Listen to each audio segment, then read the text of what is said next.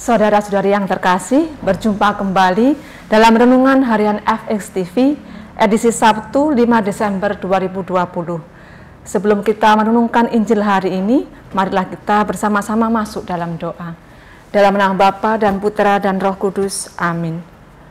Allah Bapa, sumber segala kasih, tak henti-hentinya kami memanjatkan rasa syukur kami ke hadirat-Mu atas segala berkat, rahmat, dan anugerah yang boleh kami terima sampai pada hari ini.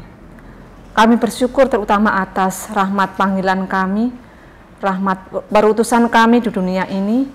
Semoga melalui sabda-Mu hari ini kami teringat kembali dan disadarkan kembali untuk memenuhi panggilan kami sebagai perpanjangan tangan kasih-Mu, sebagai orang-orang yang Kau utus untuk menjadi saksi-saksi kasih-Mu dimanapun kami berada. Semuanya ini kami panjatkan ke hadirat-Mu dengan perantaraan Kristus Tuhan kami. Amin. Dalam nama Bapa dan Putra dan Roh Kudus. Amin.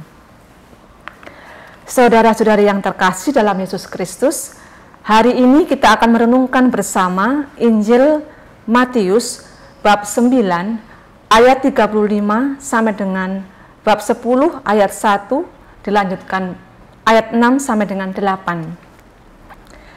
Dalam Injil diceritakan bahwa Yesus berkeliling ke semua kota dan desa untuk mengajar dalam rumah-rumah ibadat, untuk memberitakan Injil dan menyembuhkan orang-orang sakit. Dia berkata, "Tuaian memang banyak, tetapi pekerja sedikit." Diceritakan pula bahwa Yesus memanggil 12 orang menjadi muridnya, menjadi 12 orang rasulnya.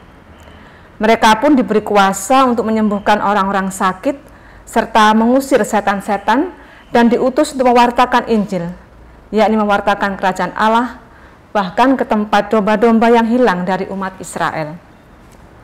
Saudara-saudari yang terkasih, kita pun sesungguhnya telah dipilih dan dipanggil oleh Tuhan untuk menjadi pekerja di kebun anggur Allah lewat sakramen baptis kita.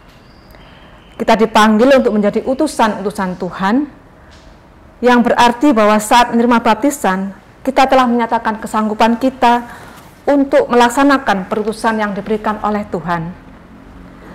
Panggilan bukan hanya menjadi biarawan, biarawati, rohaniwan, rohaniwati, tetapi kita semua harus mempertanggungjawabkan panggilan kita yang telah kita terima lewat sakramen baptis, yakni menjadi perpanjangan kasih Allah dan menjadi saksi-saksi kasih Allah dimanapun juga kita berada, apapun pekerjaan ataupun profesi kita. Perutusan kita untuk mewartakan Injil artinya bahwa kita harus mewartakan ke banyak orang bahwa Allah selalu menyertai kita apapun keadaan kita, bahwa kita hendaknya meletakkan segala harapan hidup kita pada Allah.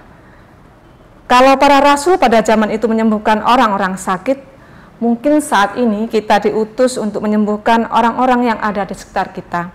Orang-orang yang mungkin mulai kehilangan harapan, mulai putus asa. Bisa jadi karena keadaan pandemik yang tak kunjung berakhir ini. Banyak orang yang kehilangan pekerjaan, keluarga yang sakit tapi tak mempunyai uang, maupun orang-orang kecil yang semakin sulit untuk bisa memenuhi kebutuhan keluarga mereka.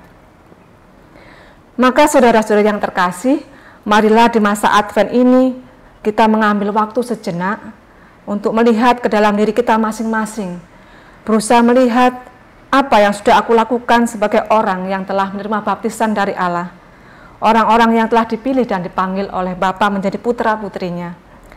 Sudahkah aku sungguh menerima panggilanku?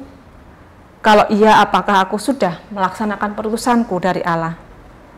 Apakah aku sudah berani menjadi rasul-rasul zaman ini? Entah dalam keluargaku sendiri, dalam kelompok teman-temanku, dalam lingkunganku, lingkungan belajar atau bekerja, dalam kompleks atau kampung tempat tinggalku sekarang.